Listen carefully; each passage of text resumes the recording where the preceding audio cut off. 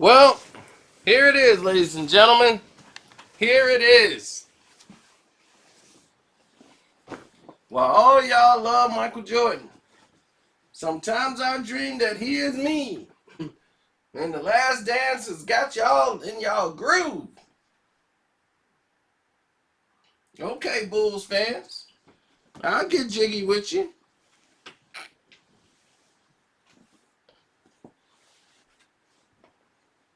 He better than LeBron. But don't ever think he wasn't like him.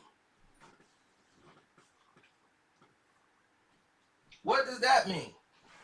Oh, we gonna get to that. Oh, we gonna get to that.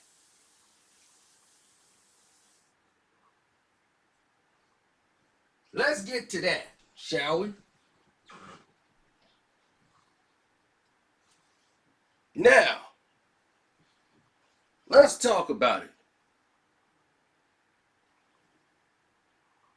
Mm. Michael Jordan. Did you not know he tried to run the Chicago Bulls? That's right. Michael Jordan tried to run the Chicago Bulls.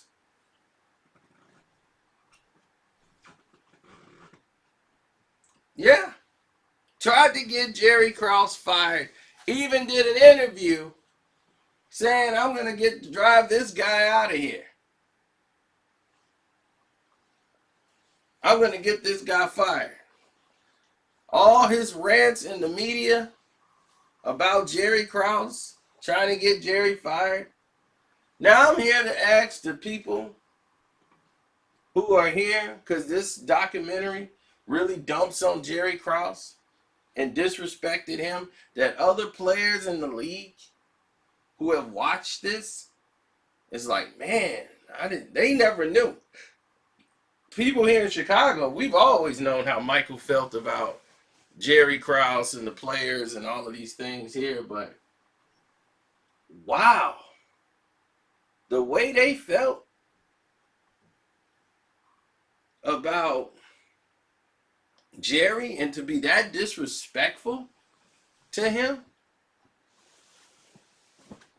talking about the guy's weight problems and all of these different things and all of the contributions this guy made. If they had listened to Michael Jordan, they would be no closer to an NBA championship than they thought.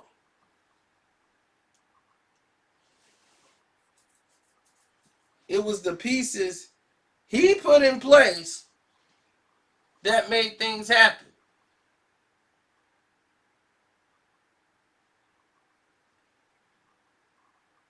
The year 1991. And I want to know something right now from the dear people. And what I want to know is whose side you believe is right? Michael Jordan or Jerry Krause?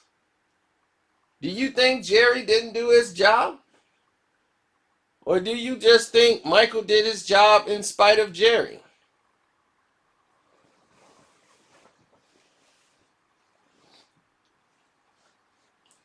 You know? Listen, Michael wanted, and I want you guys to understand this clearly. Michael Jordan wanted Walter Davis from North Carolina. And he had knew Walter wanted to come there. Mike had basically did everything a player is not supposed to be doing. He is doing everything he can to recruit Walter Davis to come to the Chicago Bulls. The money, the situation. He's doing everything that he's not supposed to be doing. And he's basically finna put the deal on Krause's table. Like, look, get Walter Davis. You can move Brad Sellers. You can move any one of these players up out of here and bring in Walter Davis.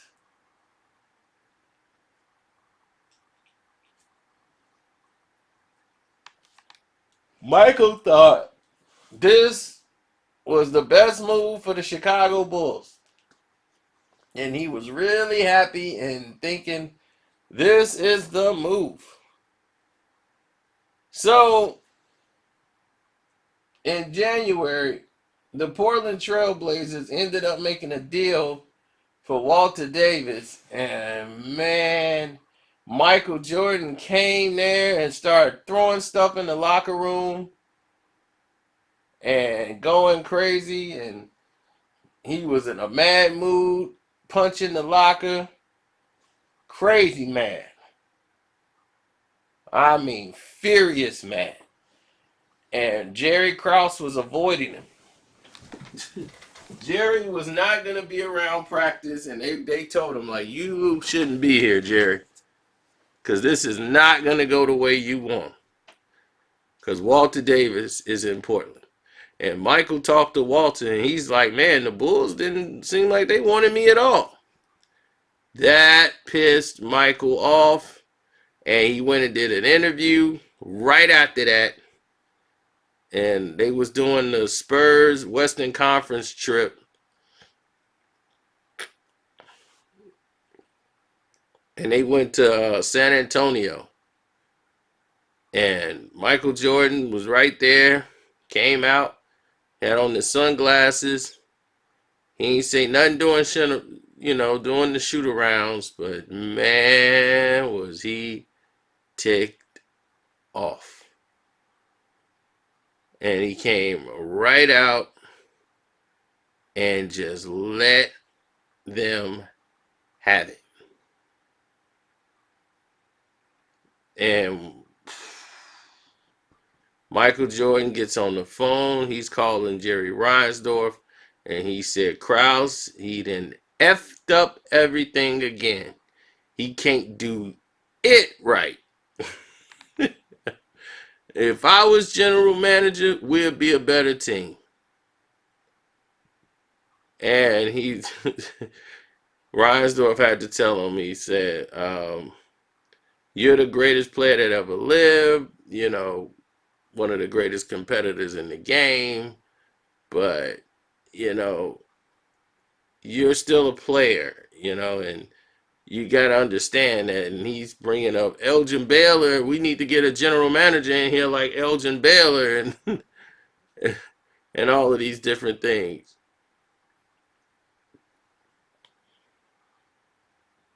So, Krause, being the person he is, was talking about how people don't know what it goes into, making a trade or a deal go through. People just don't have any idea what all it takes to get a trade or a deal done. So needless to say, Reinsdorf and Michael Jordan, they were so close. They were in a sports business together, putting their own money together in all this sports memorabilia business, whatever they had going on. So they were partners in that. So he would always talk to Reinsdorf and tried to not talk to Krause any chance he could get.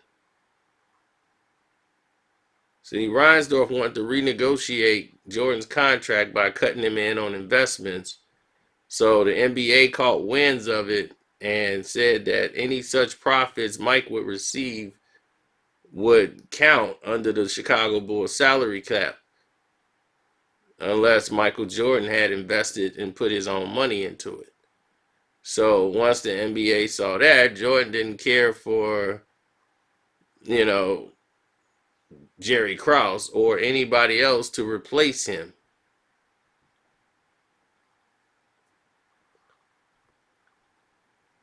And a lot of partners who are invested in the Chicago Bulls saw that Michael Jordan wasn't happy. And these were the minor, partners that are in the Chicago Bulls. Reinsdorf does not own the Chicago Bulls. There's a lot of silent partners there. And a lot of them don't like Jerry Krause. They wanted him out before all of this happened anyway. But Reinsdorf he's the team's managing partner under the agreement. So whatever he says goes. So the partners, they went to Jordan too when they wanted Krause out, and that would just make Jordan even more outraged because there's nothing he could do about it. So he kept trying to put pressure on Reinsdorf to get him out of there. So after they played the New Jersey Nets back in January, he came back and man, he was like, "This thing isn't over. I'm gonna get that guy fired." And once he was talking like that, that's when Reinsdorf invited him to his house. He never had an NBA player in his house, ever. But he wanted Jordan over there. And the team is in first place. And he's like, "What is wrong with you? The team is in first place. Okay? The Chicago Bulls are in first place. They've never been in a better situation. Okay? Jerry has gotten Scotty, Horace, and Bill Cartwright. You didn't want Bill Cartwright here. You hated Bill Cartwright ever since, but Bill Cartwright has added something to the team we've never had before with the low post defense. And a guy who can, put some pressure on guys offensively, early on. He's a good defender. He's got a wide body, and this is exactly what we needed. So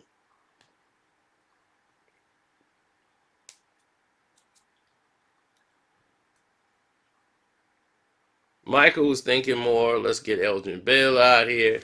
He could do a better job. And he was like, look, Elgin has sputtered under his direction of all his top draft picks. He got top draft picks all the time, and none of them has amounted to anything. So Jordan's like, I play golf with general managers all the time. And they all tell me they don't want to deal with Krause because he's trying to rip them off and get something for nothing. Is why we don't do anything. Jerry likes to get value. And that's what he says. He likes to get value out of the deal. And only person that Jordan was close to was BJ. He thought Stacey King, Will Perdue weren't helping much. He couldn't trust Horace Grant, and neither could Pippen. He was frustrated with Scotty, but he knew he could play with Scotty. But he was just like, look, the guy ain't showed up in two of our biggest games. That's that. And he was worried about Dennis Hobson. Did not want him on the team at all.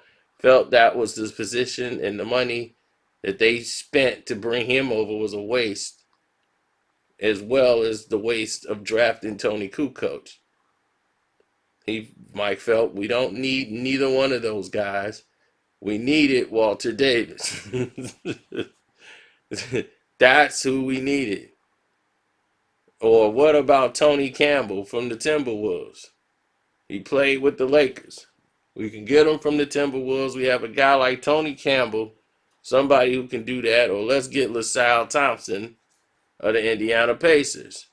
That's who he wanted. Krause turned down LaSalle Thompson, who was with the Pacers. He turned down Tony Campbell, and he definitely turned down Walter Davis. All Michael Jordan selections were turned down. So Reinsdorf kept talking to him and said, man, we working on several deals, but every time you come out criticizing the general manager, it looks like Jerry has to do something to make it harder on us. People start thinking we're desperate and they want to take advantage of us. He's like, and you don't have a good relationship with the team, and you always take a hard line against the guy, and you keep talking about demanding trades. You wanted Horace Grant out, and amongst other things, and what do people are gonna say or think about the players that you want to trade and you want them out of here. If Michael Jordan says they're not any good, why would anybody want to trade for them? So you lowering the value of the players, and how are you going to get these guys to believe in you and follow you if you keep bashing them? You know, how are you going to get the best out of them? So Reinsdorf was making good points. Then he started bringing in the Isaiah Thomas thing. Like, oh, you look how they treat Isaiah Thomas with the Mark Aguirre situation, with the Adrian Dantley. Look how the media is tearing him apart over that.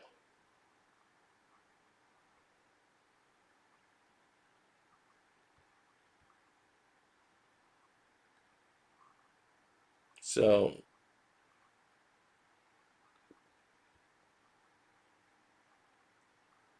Jordan abided, turned his head, said, well, made sense. If something makes sense, then people will back down. So Mike went and played ball, played with what he had. He shut up and did his job. Then, right before the trade deadline, they had a chance to get Rod Higgins and get him back on the team from the Golden State Warriors. They wasn't going to lose nothing. Rod was there for the bare minimum. Michael Jordan again goes to Krause and said, Krause, this is the trade deadline. We can get Rod Higgins back on the team for nothing. For nothing. Rod's my friend, so I already know Rod's coming. Like, he wants to come here and play for us.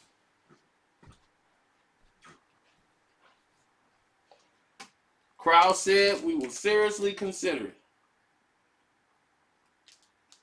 And Mike said, I want this to happen. The trade couldn't be done.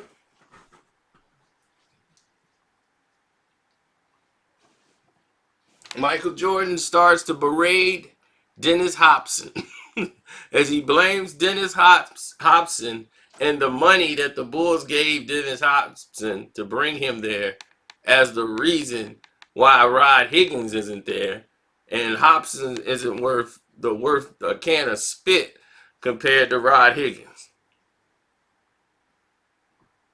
Now, how you expect Dennis Hobson to perform for you when you just dogged him and made him seem like he was completely spineless? Yep. This is Michael Jordan, ladies and gentlemen. He had the same tendencies LeBron James has when it comes to running the team. So everybody don't think Mike didn't want to run the team. No, but he just shut up and played ball. That's what he did. He shut up and dribbled. LeBron just got his way and lost. But in the end, Jerry was right. Tony Kukoc ended up being a great addition when he came over to the team. Whether they agreed with the pick or not, he actually benefited by having him on the team. Dennis Rodman bringing on the team. That helped the team go to the next level. Bringing Dennis over, John Sally, and bringing over James Buddha Edwards. Bringing Ron Harper over to the Chicago Bulls. All of these guys, they basically reinvented a veteran team in the new era for Michael. Getting Luke Longley, the #1 center and player in Australia. Bringing him over to play with the Bulls. Bill Wennington, not drafting him, but trading for Ben and getting him on the team. Bill Wennington was much versatile, way more versatile than Will Perdue. And you were going to get a lot more out of him than having Will Perdue out there.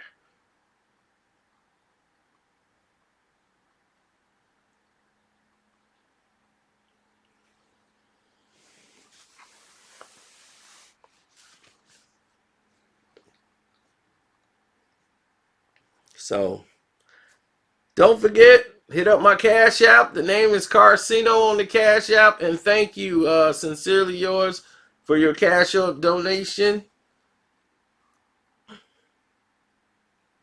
And I definitely am going to talk about a situation that's going on with the truckers.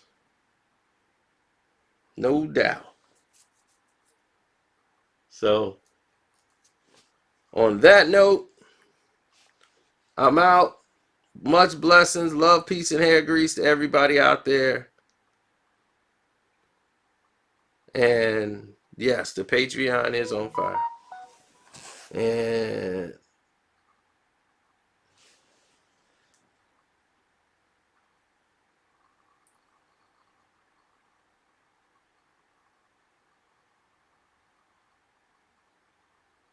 wow, it's going down already. Okay.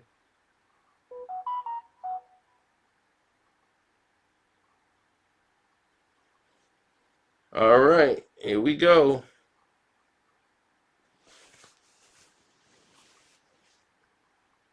Yeah, the Casino for Life Patreon. Yeah, we on fire, man.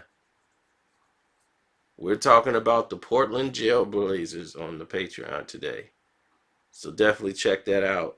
And we got Gilly the Kid and the whole Joe Budden situation only on the Patreon. Yep, only on the Patreon for that one. Yeah, because we finna go into something else over there. So get ready.